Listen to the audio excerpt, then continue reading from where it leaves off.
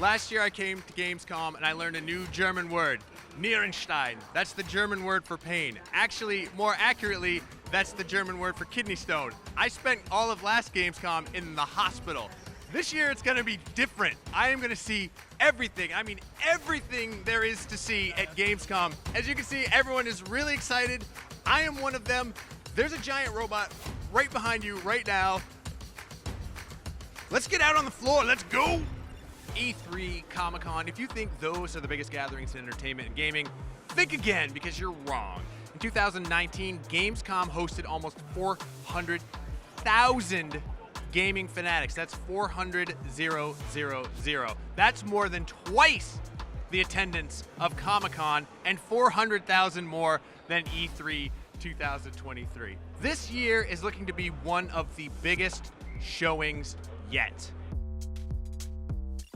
What are you excited to see when you're here? I'm excited to see the Jinx cosplayers. Nice, so is League of Legends your favorite game? I wouldn't say that's my favorite game, that's my mental illness. So what are you excited to see when you're here? I'm excited for Tekken 8 because Tekken was like a childhood game for me. This place is massive, it's unbelievably huge. It's as large as 50 American football fields. For you Europeans, that's 32 soccer pitches. Oops, I mean football pitches. But yeah, I am actually completely lost. Entschuldigung. This year, over 1,200 exhibitors are planted across 8 massive halls. Seriously, these are gigantic. Each one has its own theme featuring endless rows of elaborate booths showcasing the latest video games, tournaments, cosplay, and of course, merch. This place is gigantic and there are a million things to do. There's a sick retro area where they have stuff from like every era of video gaming. There's an awesome indie area. There's merch everywhere. In fact, there's a giant merch area. There's a million things to see, a million things to do, and Nintendo is over here. I'm about to meet gaming legends, Mario and Luigi. Probably the best known faces in video gaming today, maybe of all time. And I'm about to get on stage with them. Yeah! Yes! Yes! Dankeschön, Mario. Dankeschön, Luigi. Tschüss.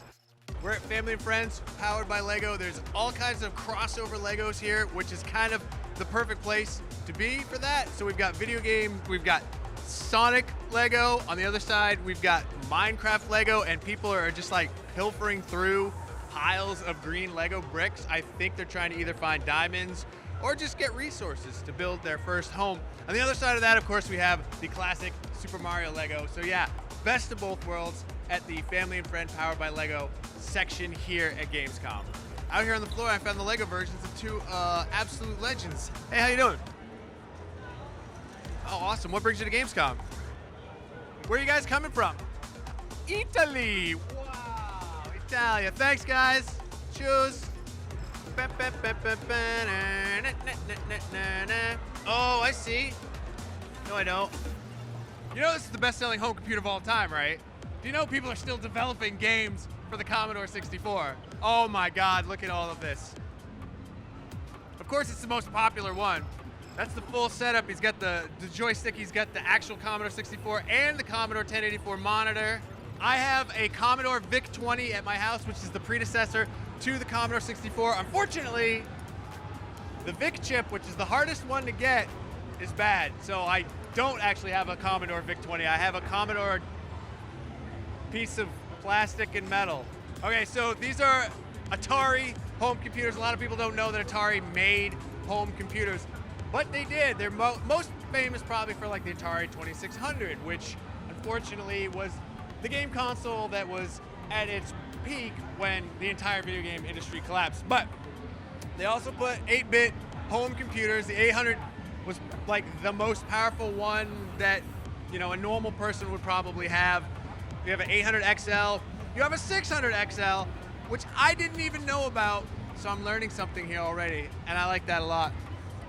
Yeah, like just look at these chunky, clicky keys. Like you think your mechanical keyboard is cool? It's not.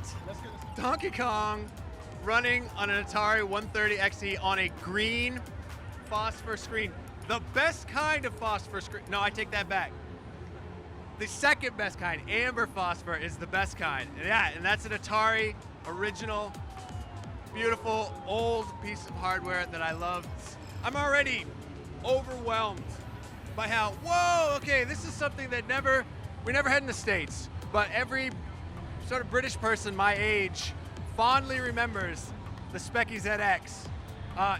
By Sinclair. A version did come to the States branded as Timex, which make watches.